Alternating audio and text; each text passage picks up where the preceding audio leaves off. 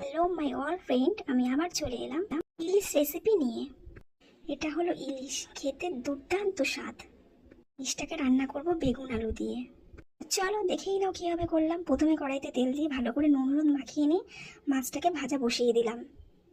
তো মাছটা ভাজা হতে থাকুক। তো এটা ভাজা হতে হতে ততক্ষণ একটা ইম্পর্টেন্ট কথা বলি ফেসবুক সম্পর্কে।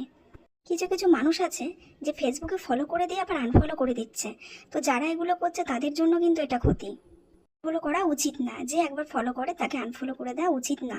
কিছু মানুষ আছে প্রচুর পরিমাণে হেল্প করে, আর হেল্প করাটাই স্বাভাবিক। আমিও প্রচুর মানুষকে হেল্প করি, হেল্প করাটাই স্বাভাবিক। আমাকে যে একবার হেল্পের কথা বলে আমি তাকে সবাইকেই হেল্প করি। আমি যতটা পারি চেষ্টা করি সবাইকেই হেল্প করার জন্য। কারোর কোনো প্রবলেম থাকলে আমাকে জিজ্ঞাসা করতে পারো, আমি তাদের পাশে আছি।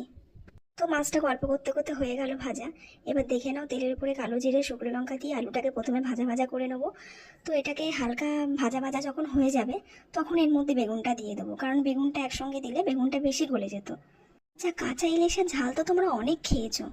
তো একবার ইলিশটাকে ভেজে নিয়ে আমার মতন একবার ঝোল করে খেয়েই দেখো না, কত সুন্দর লাগবে, অসাধারণ টেস্ট লাগবে।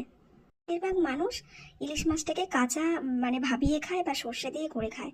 তো আমি বলবো যে একবার ইলিশটাকে ভেজে নিয়ে বেগুন দিয়ে আলু দিয়ে ঝোল করে দেখো। অনেকেই জানে এইভাবে করে, তবু আমি বলবো যে এইভাবে করে দেখো, খেতে দুর্দান্ত স্বাদ লাগবে।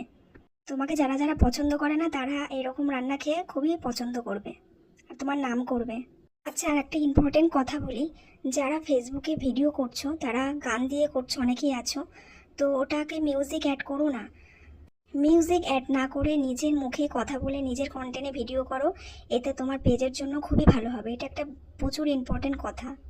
কিছু কিছু মানুষ আছে যে অন্যের ফটো বা অন্যের ভিডিও এনে নিজের পেজে দেয়, কিন্তু এটা করো না। এরকম করলে তোমাদের নিজেদের পেজের ক্ষতি। হলো, আবার আমি তরকারিতে চলে আসি। এবার এটাকে কষা কষা করে নিয়ে একটু জল দিয়ে দিলাম, দিয়ে এটাকে ভালো করে নাড়তে হবে। তো দেখেই নাও, এটাকে ভালো করে কষে নিয়ে এর মধ্যে পরিমাণ মতন জল দিয়ে দেবো।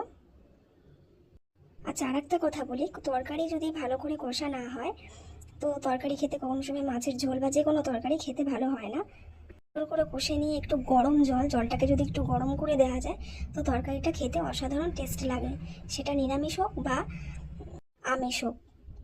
এবার ঝোলটাকে ফুটে গেছে, এর মধ্যে একটা একটা করে ভাজা মাছগুলোকে সব দিয়ে দিলাম। দিয়ে এটাকে ভালো করে ফোটাতে হবে মাছটাকে দিয়ে। কিছুক্ষণ পরে এটাকে পরিমাণ মতো নুন টুন সব আমি আগে দিয়ে দিয়েছিলাম। তো একটু চেখে দেখলে যদি নুন কম হয় তাহলে নুনটা একটু দিয়ে নিতে হবে। তো দেখো, রেডি আমার মাছের ঝোল বেগুন দিয়ে। খেতে তো খুবই সুন্দর হয়েছিল, অসাধারণ টেস্ট হয়েছিল। তো তোমরা কাঁচা মাছ তো অনেক খেয়েছো, ইলিশ মাছ, তো আমার মতন ভেজে এইভাবে বেগুন দিয়ে ঝোল করে দেখো, অসাধারণ টেস্ট লাগবে।